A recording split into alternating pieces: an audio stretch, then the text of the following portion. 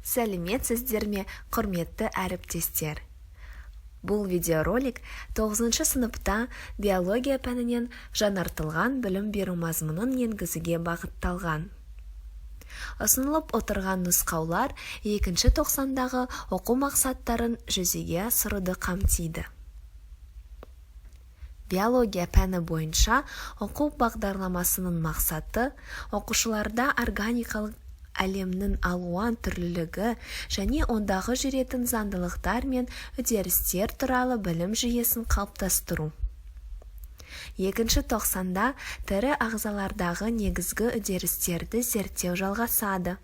Сонымен бірге жаңа бөлімдер зерттеліп, тірі табиғаттағы үдерістер мен заңдылықтарды түсіндіру үшін биологияның әртүрлі салалары бойынша алған білімдерін қолдану дағдылары қалыптасады. 2 тоқсанның оқу материалдары тірі ағзалардың тіршілігін қамтамасыз ететін негізгі 3 маңызды үдерістерді зерттейді. Сонымен қатар 2 тоқсанда 3 бөлім: тыныс алу, бөліп шығару, координация және реттелу қарастырылады. Бұл тоқсанға 16 сағат беріледі. Соңғы сабақ 90-ды қорытынды бағалауға арналады. Біз тыныс алу және координация және реттелу бөлімдеріндегі бірнеше оқу мақсаттарын қарастырып, оларды тиімді жүзеге асыру бойынша нұсқаулықтар береміз. 9 сыныпта тыныс алу бөлімінде анаэробты және аэробты тыныс алу тереңірек оқытылады. Бөлімді оқыту барысында химиялық реакция теңдеулерін қолдана отырып, анаэробты және аэробты тыныс алу үдерістері қарастырылады. Анаэробты және аэробты тыныс алудың тиімділігі. Анаэробты және аэробты тыныс алумен байланысты бұлшық еттің қажуы. Жаттығудың аэробты және анаэробты тыныс алуына әсері басты назарға алынады. Биология пәні бойынша 9 сыныптың оқу бағдарламасының негізгі ерекшелігінің бірі, шиыршық қағидатына сәйкес, оқушылар тыныс алу бөлімінің оқу барысында алдыңғы сыныптарда алған білімдерін қолдана алады. 6 сыныпта тыныс алғанда және тыныс шығарғандағы ауа құрымындағы айырмашылықтар оқытылды. 7 сыныпта анаэробты және аэробты тыныс алу типтері және өсімдіктердің тыныс алу үдерісін зерттеу оқытылып, 8 сыныпта өкпе мен ұлпадағы газ алмасу механизмдері, тыныс алу және тыныс шығару механизмдері қарастырылды. Бөлімді оқыту барысында пәнаралық байланыс жүзеге асырылады. Химия бойынша тотығу, химиялық реакциялардың жүруі, анаэробты және аэробты тыныс алу барысындағы химиялық заттар. Физика бойынша физикалық қысым, өкпе мен ұлпалардағы газ алмасу механизмі қарастырылады. Бұлшық еттің қажуы және аэробты, анаэробты тыныс алу үдерістері арасындағы байланысты қарастыру оқу мақсаты бойынша анаэробты және аэробты тыныс алуда бұлшық еттің қажуы, физикалық жаттығудың анаэробты және аэробты тыныс алуға әсері тақырыбын мысалы ретінде қарастырамыз. Осы оқу мақсатына жету үшін сабақтың мақсаттары қойылып, оқушылармен бірге бағалау критерийлері талқыланады. Тыныс алу бөліміндегі пассивті білімді жандандыру үшін 6, 7 және 8 сыныптарда анаэробты және аэробты тыныс алу теңдеулеріндегі айырмашылықтар туралы алған білімдеріне сілтеме жасау ұсынылады. Оқушыларға академиялық тіл мен терминологияны меңгерту мақсатында тілдік мақсаттарға ерекше көңіл бөлу қажет. Әр сабақтың басында ғылыми терминологиямен танысу және сабақ барысында жаңа терминдерді белсенді қолдану сабақтың барлық кезеңдерінде оқушылардың тілдік дағдыларының артуына ықпал етеді.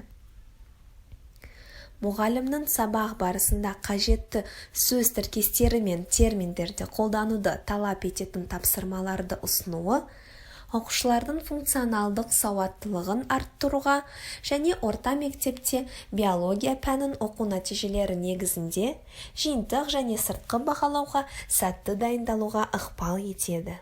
Сабақтың басында тапсырманы орындау кезеңінде оқушылардан аэробты және анаэробты тыныс алуға байланысты терминдердің тізімін жасауды сұрауға болады. Оқушыларға дайын терминдер тізімін ұсынып, олардан 2 бағанға бөлуді тапсырыңыз. Мұндай тапсырма оқушыларға жаңа тақырыпты меңгеруге және оны жылдам қабылдауға, өткен сабақтың шарттарын жаңа контекстте пайдалануға көмектеседі. Сонымен бірге, осы слайдта сабақтың басында қолдануға болатын терминдер мен сөз тіркестердің мысалдары келтірілген. Сабақ барысында оқушыларға мәтін беріледі. Мәтінде мектеп оқушыларының өмірінде жиі кездесетін жағдай берілген. Оқушыларға мәтін бойынша неге жарыс кезінде спорттық жаттығуға қатыспаған оқушы шамалы уақыт аралығында бокстан тәжірибесі бар спортшыны басып озуы мүмкін деген проблемалық сұрақ қойылып, жауап беру сұралады. Бұл оқушылардың тілдік дағдыларын дамытуға, жаңа материалға деген қызығушылығын оятуға және күнделікті тіршіліктегі тәжірибені қолдануға, сонымен қатар сыни ойлау, талдау және синтез жасау дағдыларын дамытуға ықпал етеді. Мысалы, оқушыларды еркін және шектеулі өттекті тұтыну мен шаршаудың басталу уақытын талдай отырып, аэробты тыныс алу жасушаларға көп мөлшерде энергия береді және шаршау кейінірек пайда болады деп қорытынды жасауға бағыттауға болады. Бұдан соң оқушыларға жаңа білімді белсенді түрде зерделеу үшін мәтінмен жұмыс жүргізу тапсырылады. Сынып қабырғаларына, шкафқа, есікке жаңа ақпарат жазылған қысқа мәтін ілінеді. Мәтінді топта шамамен бірдей қашықтықта орналасуына байланысты беру керек. Оқушылар берілген уақыт ішінде дәптерлеріне сыныптастары оқыған барлық мәтінді жазып алады. Әр топтан бір оқушы өз мәтініне кезекпен жақындай алады. Әрбір оқушы есте сақтаған сөйлемдерді айтып береді. Өз мәтінді қатесіз, ең жылдам жазған топ жеңімпаз атанады. Мұндай әдіс оқушылардың оқу, ауызша түсіндіру, есте сақтау және жазу дағдыларын арттыруға бағыттайды. Оқушылар өзара жарысып, жаңа тақырыптағы мәліметтерді мүмкіндігінше дәлірек есте сақтауға тырысады. Сондай-ақ тақырыпты зерттеуге қажетті терминдер мен сөйлем тіркестерін жақсы жаттауға ықпал етеді. Сабақтың келесі кезеңінде жұптық немесе топтық жұмыс жүргізу ұсынылады. Оқушыларға шаршаудың түрлі кезеңдерін тәжірибе жүзінде көрсету үшін кір қысқышты қолдануды немесе бұлшық еттерін жаттықтыруға арналған спорттық құралдарды пайдалануды ұсынылады. Оларды бір қолмен 2 түрлі жағдайда жылдам қысу керек. Бірінші, қолды еркін үстел үстінде қою. Екінші, қолды бастан мүмкіндігінше жоғары көтеру. Оқушылардың физикалық даму деңгейіне байланысты оларға 1-ден 3-5 минутқа дейін уақыт беруге болады. Осы уақыт ішінде олар әртүрлі позицияларда жасай алған контракциялар санын есептейді. Дәл сол оқушы сол қолымен қысу керек. Дәл және сенімді нәтижеге қол жеткізу үшін бірнеше минут ішінде үзіліс жасай аласыз. Содан кейін оқушылар эксперимент нәтижелерін ұсыну үшін салыстырмалы кестенің бағандары мен жолдарына аттар ұсынуға кеңес беріледі. Оқушылар жұптасып, кеңесіп, ортақ пікірге келеді, нәтижелерді толықтырады, әртүрлі позициядағы сығымдардың санын жасайды. Тапсырманы жылдам орындаған оқушыларға 3 әрекетті жасап, орташа мәнді есептеуді ұсынуға болады. Сабақтың келесі кезеңінде оқушылар алынған мәліметтерді жұпта немесе шағын топтарда талдап, қорытынды жасайды. Ол үшін оқушыларға жұпта немесе кіші топтарда өздерінің қорытындыларын постер түрінде көрсету немесе дәптерлерге жазу тапсырылады. Тәжірибені қорытындылау үшін оқушыларға сөз тіркестер немесе сұрақтар ұсынылады. Одан соң оқушыларға өз нәтижелерін басқа топтарға ауызша ұсыну және идеяларды бір ортақ тұжырымға біріктіру тапсырылады. Бұл жағдайда оқушылар ортақ қорытынды жасау барысында сыныптастарының тұжырымдарымен келіспей, өз пікірлерін ортаға салып түсіндіріп, дәлелдеулері мүмкін. Бұл тапсырма оқушылардың талдау, синтездеу арқылы сөйлеу дағдыларын дамытуға ықпал етеді. Сонымен бірге, сабақтан тыс тапсырмаларды орындауға, логикалық байланыс орнатуға көмектеседі. Терминология мен академиялық тілді қолдануда қиындық кездескен оқушыларға слайдта көрсетілген қажетті терминдер мен сөз тіркестерін ұсына аласыз. Сабақтың мағынаны ашу кезеңінің соңында оқушылар сыныпта жүріп, мұғалім тағайындаған немесе жеребе тастау арқылы таңдалған басқа топтардың жасаған қорытындыларын оқиды. Одан соң, оқушылар стикерлерге өздеріне ұнаған 2 идеяны және нәтижелерді жақсарту үшін бір ұсыныс жасады. Мысалы, оттектің рөлі мен маңызын немесе адамның шаршауы кезіндегі сүт қышқылының рөлін нақты сипаттайды. Оқушылар өз орындарына оралғанда, басқа топтардың пікірлерін оқиды және сыныптастарының кеңестері пайдалы болған жағдайда өз қорытындыларын жетілдіре алады. Іс-әрекеттің бұл түрі оқушылардың талдау дағдыларын дамытады және оқушыларға жаңа идеялар алуға, жан-жақты ойлауға, бейімделуге, жұмыстарын жақсартуға көмектеседі. Осыдан кейін оқушыларға жұпта орындауға, оттек қарызы ұғымын сипаттайтын мәтін және анаэробты жаттығулар кезінде пайда болатын көрсететін графиктердің суреттері таратылады.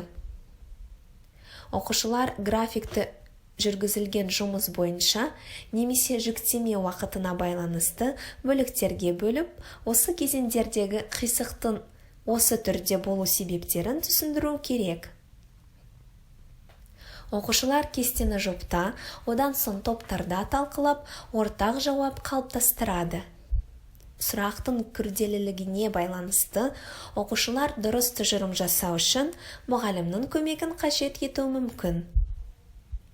Талқылау нәтижесін оқушылар дәптерлеріне жазады. Сабақ соңында оқушылардан өз талдау нәтижелерін және тақырыпты қорытындылау үшін дәптерлеріне Вен диаграммасын толтыру ұсынылады. Аэробты және анаэробты тыныс алу үдерістерін салыстыру оқушылар үшін алған ақпараттарды түсінуге және есте сақтауға өте қажет. Себебі оқушылар аэробты және анаэробты тыныс алуды дұрыс ажыратуға ықпал етеді. Алған білімдерін қан айналымы, қозғалыс және тасымалдау тақырыптары бойынша тапсырмаларды орындау барысында пайдалана алады. Сонымен бірге, оқушыларға жазған қорытындыларын сыныпта дауыстап оқуға ұсыныс жасауға болады. Ол алған нәтижелерін дұрыс рәсімдеуге көмектеседі. Сабақ соңында оқушылармен кері байланыс жүргізу сабақтың маңызды кезеңі. Оқушыларға сөйлемдерді жалғастыруды ұсынуға мен сабақта түсінген ең маңызды нәрсе. Маған көп қиындықтар тудырды. Мақсатқа жету үшін маған керек. 9 сыныпта 2 тоқсанда координация және реттелу бөлімінде нейрондардың түрлері мен қызметтері, жүйке ұлпасының қызметі, аксондардың мейленді және мейленсіз қабықтары, синапстар және медиаторлар. Мейленді, мейленсіз аксондарда жүйке импульстарының туындауы және өткізілуі. Өткізу жылдамдығы. Мембраналық потенциал, тыныштық потенциалы және әрекет потенциалы. Тірі ағзалардағы электрлік үдерістер. Электрорецепторлар және электрлі мүшелер. Нейрокомпьютерлік интерфейс. Компьютер мен ми арасындағы ақпарат алмасу жүйесі тақырыптары оқытылады. 9 сыныпта координация және реттелу бөлімінде жүйке жүйесін оқыту барысында оқушылардың алдыңғы білімдеріне сілтеме жасау керек. Оқу бағдарламасындағы шиыршық қағидатына сәйкес, оқушылар 7 сыныпта жүйке жүйесінің қызметі мен құрылымдық компоненттерін атау, жүйке жасушаның құрылымдық бөліктерін анықтау, орталық жүйесі бөлімдерінің құрылысы мен қызметін салыстыру, вегетативті жүйке жүйесінің қызметін сипаттау. 8 сыныпта көруді қабылдау ерекшеліктерін зерттеу және көру гигиенасы ережелерін сипаттау.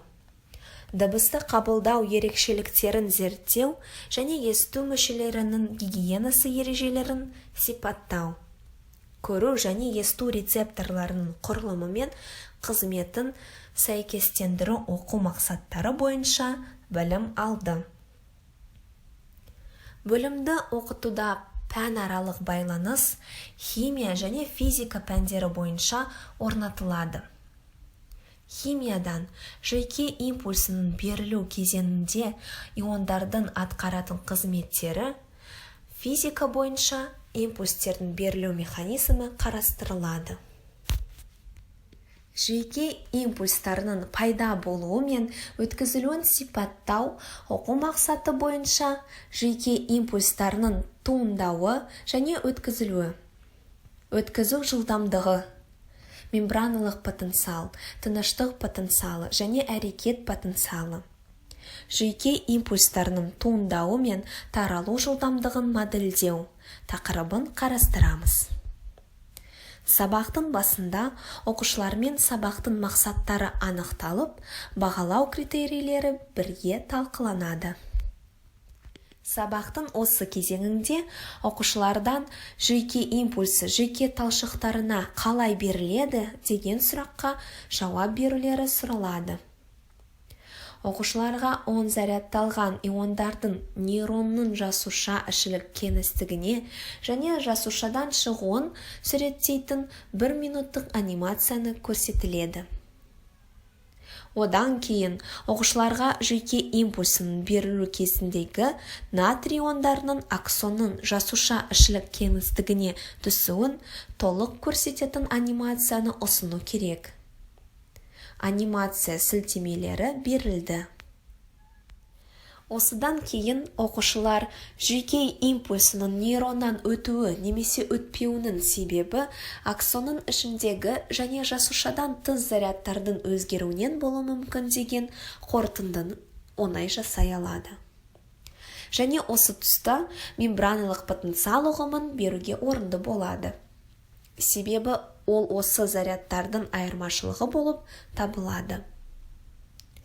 Сонымен бірге, мембрананың екі жағындағы әртүрлі зарядтардың иондарының таралуын көрсететін кестенің талдауы оқушыларды ойлауға жетелейді. Бұл жерде оқушылардың назарын аниондар жүйке талшықтарындағы зарядтардың айырмашылығының теріс мәнін түсінуге мүмкіндік беретіндігіне аудару керек. Оқушыларға жұпта жүйке импульсы туралы шағын мәтін беріледі. Оқушылар мәтінмен танысып, жұпта талдайды. Жауаптарын стикерлерге жазып, тақтаға немесе қабырғаға іледі. Сабақ соңында оқушылар өздері жазған жауаптарға қайтып оралады. Оқушыларды мембраналық потенциалдағы тыныштық потенциалы поляризация, әрекет потенциалы деполяризация және реполяризация күйіндегі өзгерістерін көрсететін графикпен таныстыру ұсынылады. Сонымен бірге, оқушыларға сыну кезеңі, натрий иондарының жеткілікті мөлшер аксон мембранасының сыртқы бетінде қайта оралып келмегенше, жүйке талшығының импульсті уақытша өткізе алмауы туралы түсінік берілу керек. Ол үшін топтарға остер белгіленген графиктерді және үш күйдің қисық сызықтардың бөліктерін сипаттамалары таратып беріп, танысып болған соң, оқушылардан қисықтарды өздері аяқтаулары сұралады. Немесе оқушыларға қисық сызық сызылған дайын графиктерді беріп, нейронның әртүрлі күйлерін түрлі түсті қарындаштармен сызып көрсету тапсырылады. Мысалы, С әріпі деполяризацияға, ал Д әріпі реполяризацияға сәйкес келеді.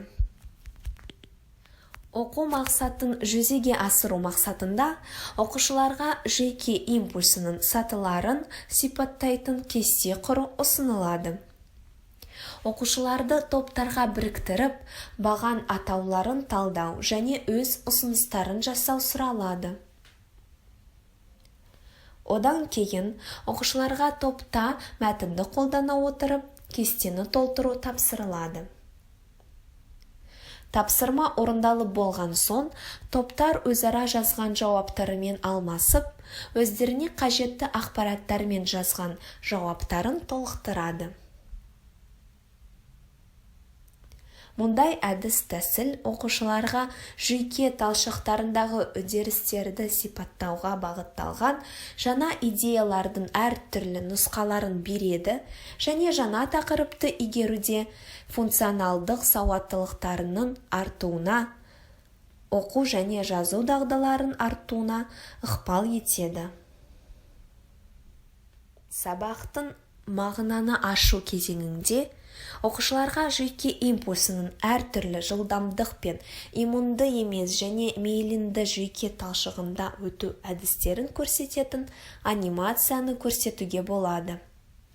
Анимацияны көріп болған соң, оқушылардан сұрақтарға жауап беру ұсынылады. Оқушылардан өз жауаптарын топтарда талқылап, топтан жалпы идеяны ұсынатын спикерді анықтау ұсынылады. Бұл әдіс оқушылардың өз ойларын ортаға салып, алған ақпараттармен бөлісуге, талқылауға, жаңа идеялар жасауға және шешім қабылдауға мүмкіндік береді. Әр топ өз болжамдарын айтады және сабақтың келесі кезеңіне өтеді. Мағынаны ашу кезеңінде оқушыларға нейрондардың екі типіндегі импульс жылдамдығының арасындағы айырмашылықты түсіну үшін оларға график беріліп, графиктен екі фактіні анықтау ұсынылады. Бірінші, мейлінделмеген нейрондағы импульс жылдамдығы мейліндеген нейронға қарағанда төмен. Екінші, нейрон диаметрінің жоғарылауымен екі нейронда өткізгіштік жылдамдығы артады. Бұл тапсырманы орындау барысында оқушылар миелин қабықшасы импульсті өткізуді жылдамдатады деген тұжырымды дәлелдейді. Оны толық түсіну үшін оқушыларға модельдеу ұсынылады. Ол үшін оқушылар шеңбер бойымен тұрып, мейлінделмеген талшықта импульстің берілу жағдайын модельдейді.